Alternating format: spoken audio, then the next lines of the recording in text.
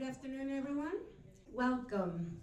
My name is Lilia Rios, and I'm honored to be your MC for today's exciting Feria de Negocios, hosted by Statewide Hispanic Chamber of Commerce of New Jersey. Welcome, everyone.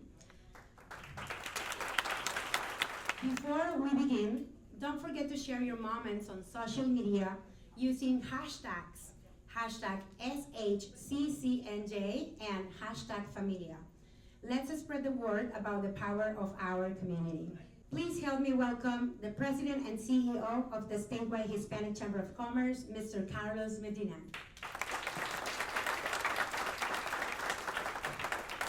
Welcome, familia. Everybody doing good today? Keeping cool with this warm weather. Don't have too much coffee. Maybe make it iced coffee, okay? Thanks for being here. It's really a pleasure to be able to host this type of event. The elected officials that are here, we're grateful for your presence. We're grateful that you recognize the great things that the Hispanic business community do for the state of New Jersey.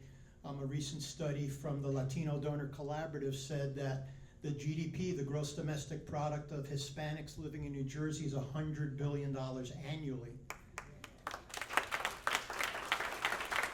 And nationally, that number is approaching $4 trillion, which would make the United States, Hispanics living in the United States, the 5th largest economy in the world. Where they're their own sovereign entity, that'd be the 5th largest economy. So we're doing great things. We only ask for a seat at the table. So I know the candidates that are here that will be speaking, we know them, we've dealt with them, and I'm pretty confident that when they are sworn in that we're gonna be one of the first calls, because we wanna hit the ground running, roll up our sleeves, and keep this economy going and supercharge it with the Hispanic population, which is growing, and the business population, which is growing, and adding gasoline to this economy.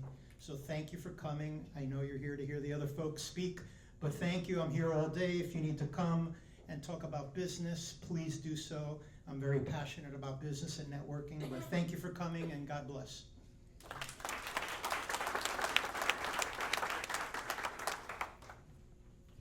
Thank you, Carlos. And now let's hear from our chairman, Luis de la Hoz.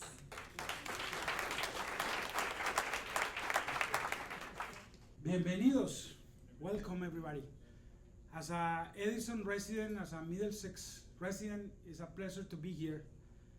Before I joined the chamber, I asked the chamber to host events here in New Jersey, in Middlesex, or because everything used to happen in Passaic, Patterson, and for me, this is our 14th anniversary of this Hispanic Business Expo that became the largest Hispanic Business Expo in the Northeast.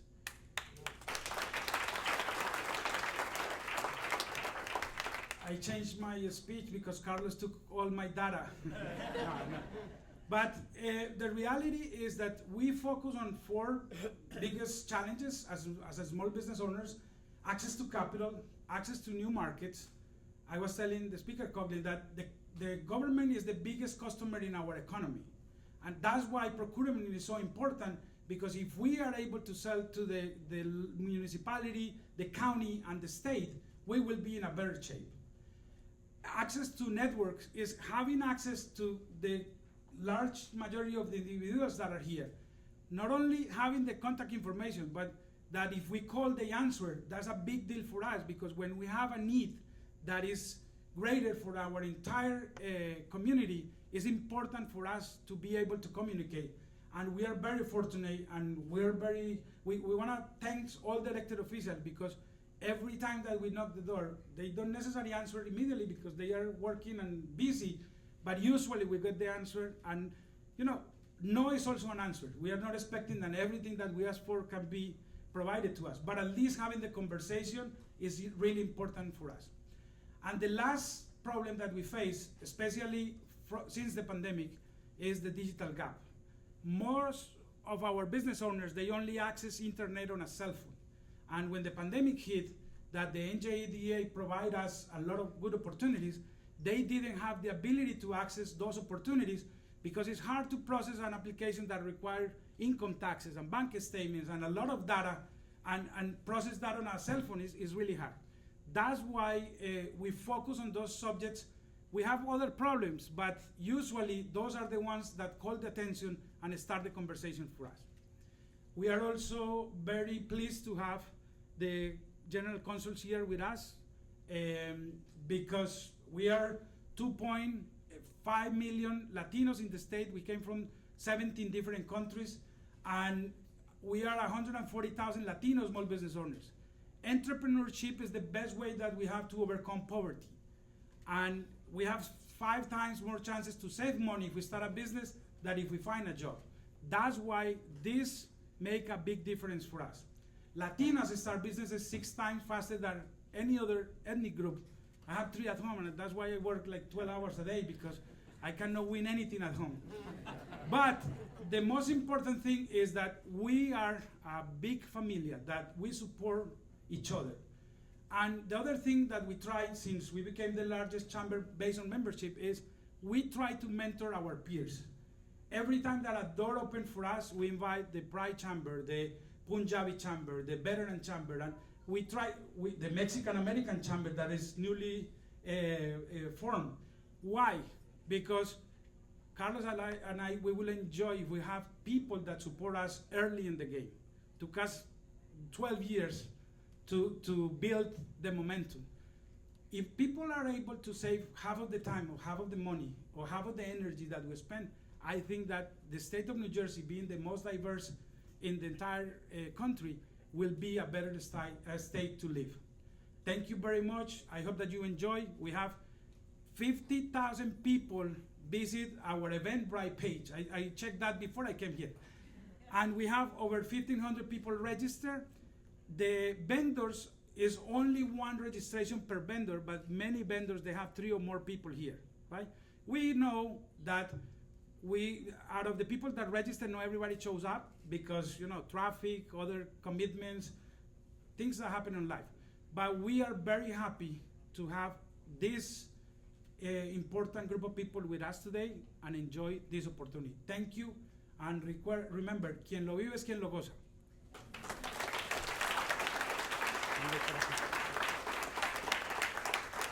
Gracias, Luis. Now it's my honor to introduce Speaker Craig Coughlin of the New Jersey State Assembly. Thank you. Thank you, Leg. And thank you, everybody, for letting me be with you again this year. It always is a terrific opportunity to come together to meet with the leaders and business leaders throughout the state, the Latino business leaders. Especially nice to see Carlos, because he actually slows down for 30 seconds or so, and get to talk to him. And I don't know about you guys, I'm as a proud Middlesex County resident, I'm nominating Carlos to be chairman for life, so we always have it right here at the Pines. It's a terrific venue, and it's sort of a home away from home for all of us.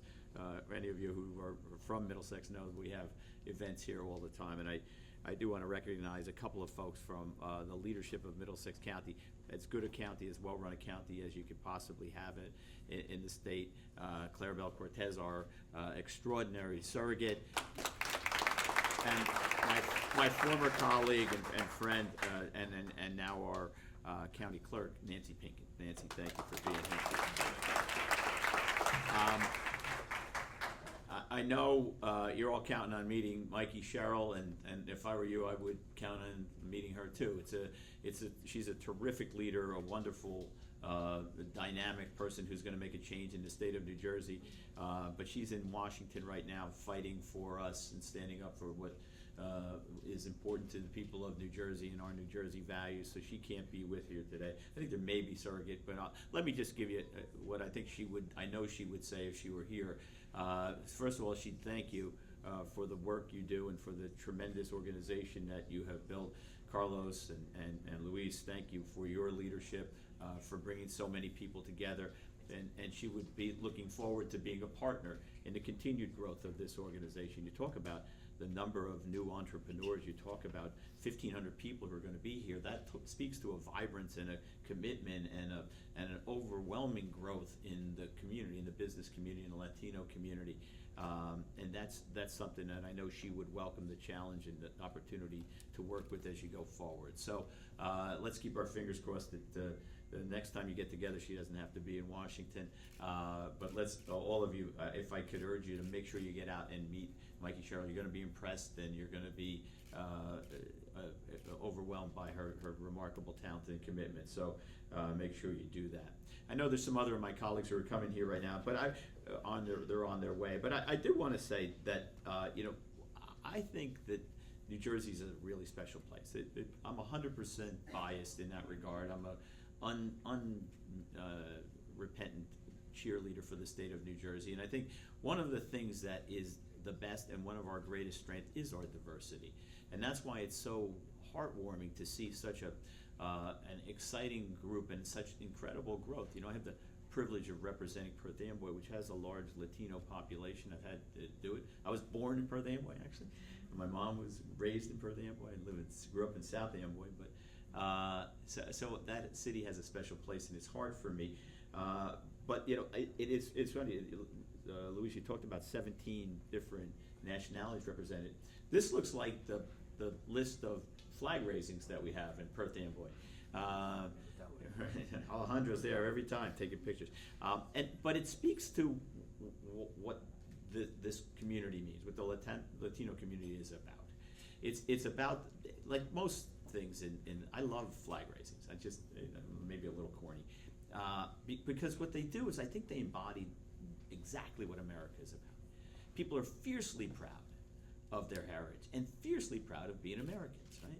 So when you have a flag raising, it brings together people from that community to celebrate the community that they're living in, and so it's a terrific opportunity. And the force and power. Everybody has talked about the $100 billion night. Everybody, Carlos and Luis have, and I was surprised, frankly, to know that the GDP of the Latino community is $100 billion. That's real money, even for Carlos and Luis. But the truth is, it speaks to the vibrancy and the growth of that community, and I get to see that every day. And I'm proud of the fact of the work that we have done in the Assembly and the work that we have done in making sure that the Latino community has a seat at the table. Luis talked about that. We've been working to continue to make sure we find ways to make sure that you have access to those to capital, making sure that we work together to make sure that you have the opportunity to break into do the government thing. My speaker pro tem is a Latino, a woman from Union County, Annette Kiana, which means that if I get run over by a bus on the way, she's in charge. So I hope you'll let me not root against me for a little while. She's wonderful, and the truth of the matter is, though, if you look at the, I would make this argument to anybody.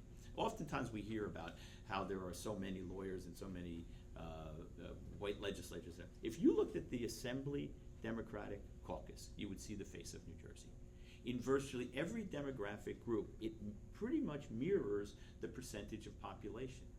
And I think that's because we understand what it means to have a community, to have a legislature that fairly, truly represents the people it serves. And we do that by making sure we recruit terrific candidates from throughout the state. Men, women, people of all different heritages, all different races. And that's what we have. And so I'm proud of that, what we have done in the state of New Jersey in that regard. I'm proud of the things that we have done, which matters to the community. And I think we all understand that the challenges that we face are real in New Jersey. It's not a cheap place to live. Anybody who tells you it is lying. But we do need to work constantly to make New Jersey more affordable, and we have.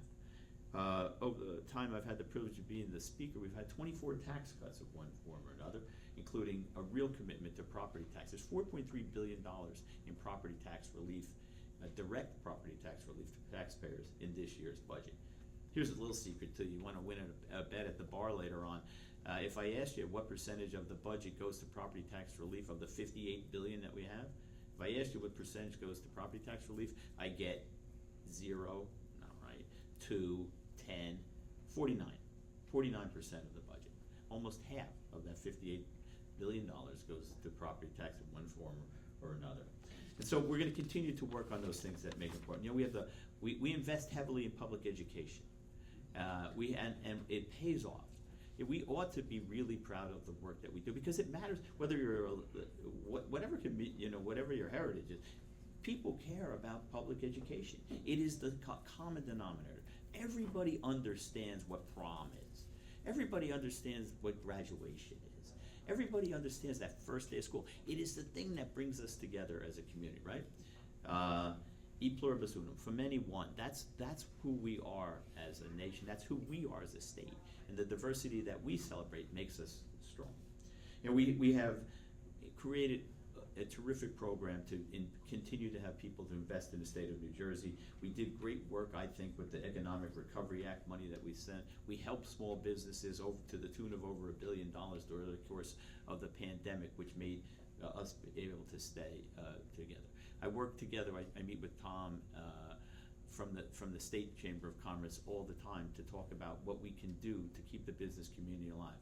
I'm gonna ask, there's one thing that makes me a little annoyed. So I'm getting some things off my chest today, right? We ought to be proud of our education system. What we ought to be proud of is the business community in the state of New Jersey. Too many times people will talk about how New Jersey is a tough place to do business. Not true. It's a great place to do business. It's the best, it's voted routinely the best place to raise a family. What could be more important to having a business than having a place where you can raise your family and care about them? Best public education system in the country, as I've talked about. It's also a place where people are continuing to move into. Here's an urban myth, that everybody's moving out of the state of New Jersey.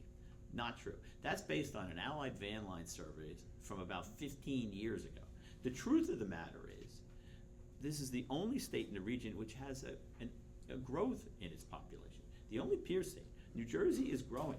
Other states are not. People are moving into the state of New Jersey, with the exception of seniors who are moving out because they're getting challenged on their sides, which is why we're doing something called Stay NJ, which cuts property tax in half for seniors. But the rest of New Jersey is a growing, vibrant place, attracting people into the community. And so that's what offers the opportunity. That's why it's exciting to see the Latino Chamber, the Hispanic Chamber of Commerce be so important and so vibrant. We've got a lot to do. We do a lot of great things in the state of New Jersey, but I urge everybody to go out and be a cheerleader for the state of New Jersey. I don't understand why people would complain about it. I would want more businesses to come in, if for no other reason than they help share the tax bill, for crying out loud. So go out and talk to people about what it means to be in New Jersey. Talk about the fact that we have people from all over the world, as diverse a place as you can do. It's one of the reasons, by the way, that the World Cup is here in New York and New Jersey. It's because of the diversity that we offer. Because the people from around the world will come to a place and say, this is a place that we can be proud of. This is a place that understands the value of people from different cultures and different places coming together and celebrating. So I'm proud to be with you today. It's a privilege to be here. I'm going to have to sneak off after I've got to go to a bill signing with the governor.